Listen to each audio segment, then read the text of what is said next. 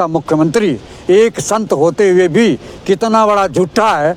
इससे बड़ा झूठ बोलने वाला केवल नरेंद्र मोदी है। ये दोनों झूठे हैं। चुनाव रद्द हो मिल्कीपुर का? निश्चित रूप से मिल्कीपुर का चुनाव रद्द होना चाहिए और फिर से चुनाव होना चाहिए। तो दोबारा खर्चा नहीं होगा? जो फैजाबाद में सपा चुनाव जीती, सब कुछ के बावजूद उसी हार का बदला काटना चाहते हैं मुख्यमंत्री योगी आदित्यनाथ। ये कौन ऐसी संस्था है, संवैधानिक संस्था, जिस पर नरेंद्र मोदी ने कब्जा न कर लिया? एक भी संस्था का नाम बताइए। कमिश्नर था, इससे बड़ा बेईमान कोई नहीं है। मैं इसको व्यक्तिगत रूप से जानता हूँ। चुनाव आयोग के बड़े अधिकारी हैं कि इस तरह की भाषा का प्रयोग ना करें आप। अच्छा ही बताइए, जब चोरी करेगा तो उसको चोर नहीं कहेंगे तो हरिश्चंद्र का नाती कहेंगे क्या? कौन चोर है? चुनाव आयोग का अध्यक्ष राजीव कुमार महाचोर है।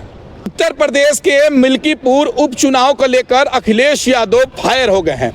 अखिलेश यादव इतने फायर हो गए हैं कि चुनाव आयोग को कह रहे हैं कि चुनाव आयोग मर गया है। उन्होंने कफन भी दिखाया और कह रहा है कि चुनाव आयोग ये कफन ओढ़ लो। ये फिर इतना बवाल अखिलेश यादव क्यों मचाए हैं, ये मैं आपको थोड़ी सी बताता हूँ। मिल्कीपुर में उपचुनाव हुआ, वो चुनाव आयोग पे सवाल खड़ा कर रहे हैं और वो कह रहे हैं चुनाव आयोग भाजपा से मिलकर मिल्कीपुर भाजपा को जिताने वाला है।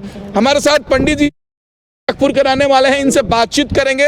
चाचा, क्या लग रहा है? अखिलेश यादव कह रहे हैं चुनाव आयोग भाजपा से मिल गया है, आपको क्या लग रहा है? मैं बृजनारायण शर्मा गोरखपुर का निवासी हूँ और मैं मुख्यमंत्री को जानता हूँ। मिल्कीपुर में निश्चित रूप से जनता ने वोट दूसरे सपा को देना चाहती थी, लेकिन भारतीय जनता पार्टी और उत्तर प्रदेश के मुख्यमंत्री ने मिल्कीपुर में जबरिया वोट डलवाया है, फर्जी वोट डलवाया है और इस जानबूझ करके मिल्कीपुर उपचुनाव को, इसलिए जो फैजाबाद में सपा चुनाव जीती, सब कुछ के बावजूद उसी हार का बदला काटना चाहते हैं मुख्यमंत्री योगी आदित्यनाथ। अखिलेश यादव तो कह रहे हैं चुनाव आयोग मर गया है। निश्चित रूप से चुनाव आयोग मर गया है। चुनाव आयोग चुनाव नहीं करा रहा है, वो बिका हुआ है। नहीं, आप निष्पक्ष संस्था पे इस तरह से सवाल नहीं कर सकते हैं। कौन सा निष्पक्ष संघ है? प्रधानमंत्री ने जब चुनाव आयोग का गठन करने के लिए बनाया तो उसमें सुप्रीम कोर्ट के चीफ जस्टिस को भी शामिल किया गया था, लेकिन उनका नाम नरेंद्र मोदी ने हटवा करके सरकार के 2 लोगों को उस कमेटी में बनाया और एक नेता विपक्ष। तो आप बताओ, जब 2 लोग एक साथ रहेंगे, सरकारी पक्ष के रहेंगे, तो ईमानदारी की बात कैसे हो सकती है? नहीं, कुछ लोग समाजवादी पार्टी कह रहे हैं कि मिल्कीपुर में दोबारा चुनाव होना चाहिए। निश्चित रूप से दोबारा चुनाव होना चाहिए। क्यों दोबारा चुनाव होना चाहिए कि सरकार ने जबरदस्ती की है, गुंडाई किया। वहाँ का एक दरोगा, आपको बता रहा हूँ, एक सपा के कार्यकर्ता को माँ बहन की गाली देता है, जो अशिष्ट शब्द है। उसने भद्र टिप्पणी किया और उसकी मां हुए कहा कि तुमने 7 गाड़ियों को सपा के चुनाव प्रचार में लगाए हो, चुनाव हो जाने के बाद, रिजल्ट आने के बाद तुम्हारी हैसियत बिगाड़ दूंगा।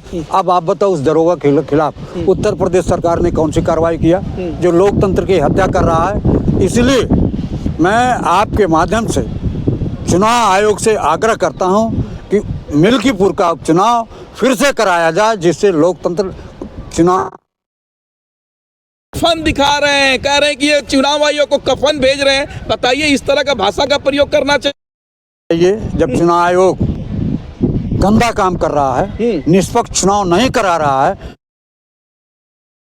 तो पूरी गंदगी लेकर के है, हर जगह बेईमानी कराता है। हमारे यहाँ राजीव कुमार गवर्नर ये था, कमिश्नर था।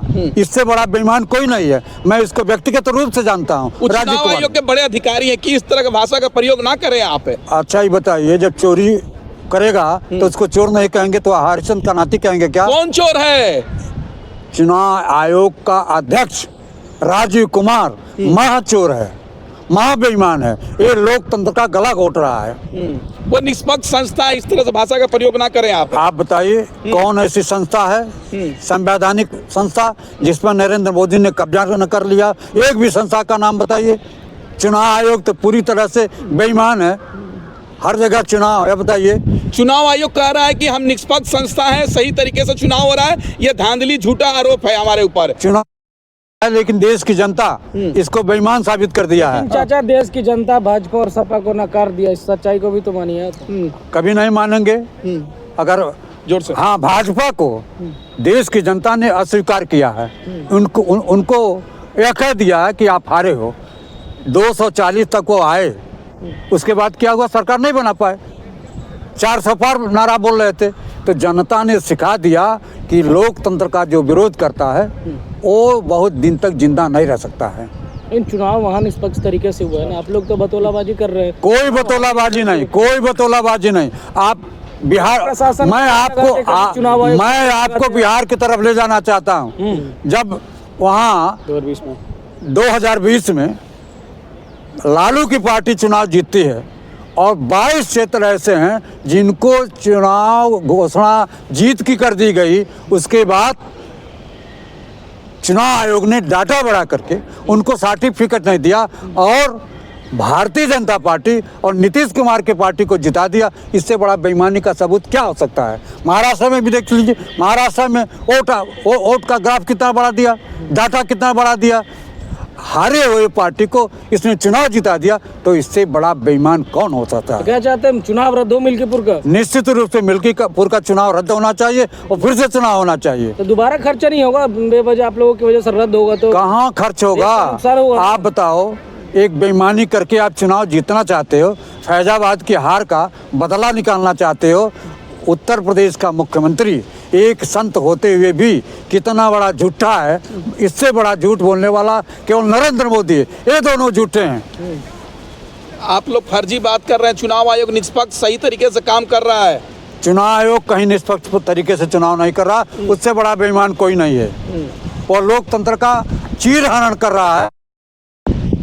कौन है? अखिलेश यादव कोई बौखलाहट नहीं है। वो उत्तर प्रदेश का पूर्व मुख्यमंत्री है और जो सही देख रहा है वो सही बोल रहा है। बौखला गए ना कभी? मैं उनकी बातों का पूर्ण समर्थन करता हूं कि वहाँ चुनाव फिर से होना चाहिए और लोकतंत्र को जिंदा रखना चाहिए। अखिलेश यादव की अंधभक्ति में चूर। हम अंधभक्त नहीं हैं, हम देशभक्त हैं। हम देश के व्यक्ति की बात करते हैं। अंधभक्त तो मोदी के साथ है। अंधभक्त हमारे यहाँ कोई नहीं। हम लोकतंत्र के सच्चे पुजारी हैं और जो लोकतंत्र का जहाँ हनन होगा वहाँ निश्चित रूप से चुनाव आयोग के खिलाफ बोलूंगा। नहीं, अखिलेश यादव हार को देखकर बौखला गए, तब चुनाव आयोग को सवाल कर रहे हैं। सवाल ही नहीं उठता है। भारतीय जनता पार्टी उत्तर प्रदेश के मुख्यमंत्री फैजाबाद की हार का बदला काटना चाहते हैं कि हम कम से कम मिल्कीपुर का चुनाव जीत लें। हिंदू इकट्ठे हो चुके हैं वहाँ के। कौन हिंदू? हम हिंदू नहीं है कहा।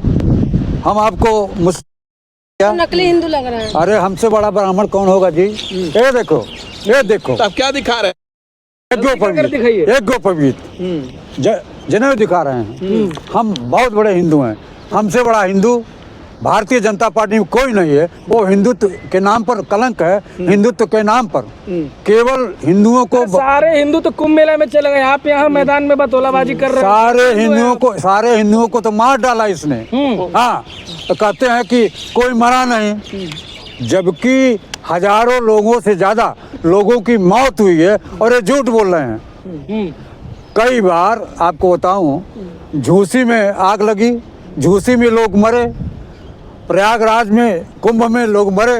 उत्तर प्रदेश का मुख्यमंत्री कितना झूठ बोलता है कि आज मरे हुए लोगों की काउंटिंग नहीं बता पा रहा है, गिनती नहीं बता रहा है। तो दिया 30 लोग मरे हैं। कहाँ बताया? उसके बावजूद भी मुख्यमंत्री दिल्ली चुनाव का प्रचार कर रहे थे। जब उन्होंने देखा कि लोगों की मौत, उन्होंने हादसा दिखाया। वास्तविकता है कि जिनकी माँ मरी है, जिनके बाप मरे हैं, जिनका बेटा मरा है, जिनकी पत्नी मरी है, बहुत लोगों संगम में ये कितने नृशंस हत्यारे हैं कि लोगों के भाग रहे हैं। आप बताओ, हिंदू मरे हैं क्या? कौन मरा है वहाँ? हिंदू मरे हैं। और मैं प्रयागराज के मुसलमानों को सल्यूट करता हूँ जिन्होंने गंगा जमुनी तहजीब की मिसाल कायम किया है।